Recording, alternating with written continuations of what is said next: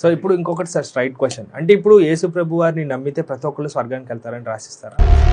మునగడంలో concept ఏంటి అంట, దేవుని దగ్గర అంటే నువ్వు గుడిలో కూర్చోాలి కదా, ఆ మురికి మొత్తం ఆ నీళ్ళు దాన్ని ఏమంటారు, ఏ నీళ్ళు అవి, కానీ ఎందుకు మునుగుతున్నారు అంతా కూడా భరించి. ఇది అగైన్ మన మనోభావాలను మనం దెబ్బతీయడానికి మాట్లాడట్లేదు.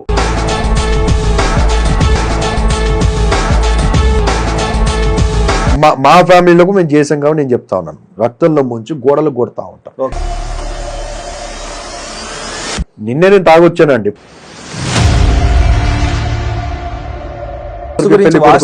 వాస్తు అనేది హిందూ ధర్మానికి సంబంధించి అంటారు, బైబిల్లోకి వెళ్ళి వచ్చింది అంట. నేను డబ్బులు ఇచ్చి బాప్తిస్మం మారుస్తున్న వారి గురించి మీరేమంటారు? యేసు ప్రభు వారు, మీరు ఆ మాట మాత్రం వదలరా. కుంభమేళలో మునిగినా ఇక్కడ మునిగినా కూడా ఏమైతే మనకి 50,000 వస్తా ఉన్నాయి, మీకు డబ్బులు తక్కువనే మీరు రండి.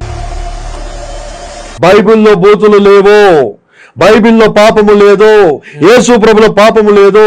ప్రపంచానికి యుగానికి దేవుడు ఎవరైనా ఉన్నా అంటే ఏకైక మానవుడు అయిన యేసు ప్రభు వాడు.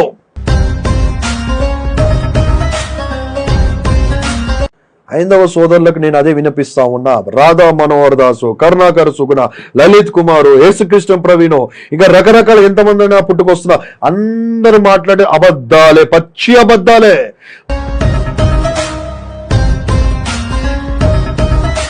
ప్రసాద్ ఎందుకు తింటారు మీరు? నేను తింటానే. మీరు తింటారా? నేను తింటాను.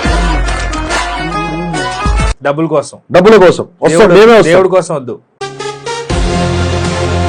ఇప్పుడు గుర్రప్ప గారు కరెక్ట్ అంటారా? ఇప్పుడు ఆయన రాసింది తప్పేముంది అంటాను నేను. కోయి కోయి అంటే అర్థం ఏంటి? రాధా మనోహర్ దాస్ గారిని ఒక ప్రశ్న అడుగుతున్నా సార్ నేను. ఇప్పుడు రాధా మనోహర్ దాస్ గారిని ఎంత మంది తాగుబోతుల్ని మార్చావని చెప్పి అడుగుతున్నా నేను.